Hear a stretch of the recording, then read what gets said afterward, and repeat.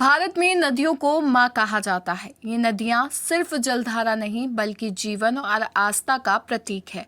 ऐसी ही एक पवित्र नदी है माँ सरयू, जो उत्तर प्रदेश के अयोध्या में बहती है। भगवान श्री राम की नगरी में अयोध्या वह पवित्र भूमि जहाँ भगवान श्री राम का जन्म हुआ और यहीं सरयू नदी बहती है। कहा जाता है इसी नदी में प्रभु श्री राम ने जल समाधि लेकर अपनी लीला का समापन किया था। सरयू नदी का जल पवित्र माना जाता है। मान्यता है कि इस नदी में स्नान करने से व्यक्ति के पाप धुल जाते हैं और आत्मा को शुद्धि प्राप्त होती है। लेकिन क्या आप जानते हैं कि यही सरयू नदी श्रापित भी मानी जाती है?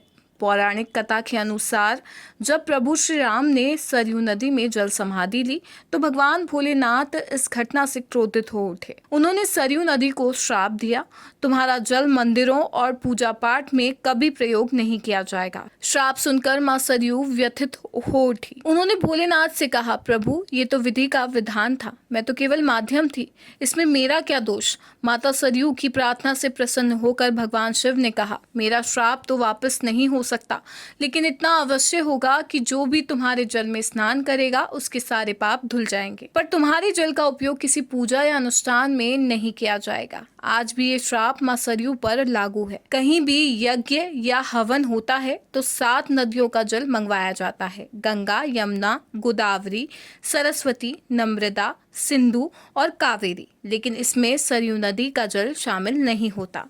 श्रापित होने के बावजूद सरयू माता आज भी करोड़ों भक्तों की आस्था का केंद्र है, क्योंकि माना जाता है यहाँ स्नान करने से व्यक्ति के समस्त पाप मिट जाते हैं और आत्मा को मुक्ति प्राप्त होती है। सरयू नदी एक ऐसी जलधारा जो श्रापित भी है पर पवित्र भी, जिसमें प्रभु श्री राम ने ली जल समाधि और जो आज भी अपने शांत प्रभाव से अयोध्या की भूमि को जीवन देती है। मां सरयू की जय। आप अपने अनुभव हमें कमेंट बॉक्स में लिखें। वीडियो पसंद आया हो तो इसे लाइक करें, शेयर करें और चैनल को सब्सक्राइब करें।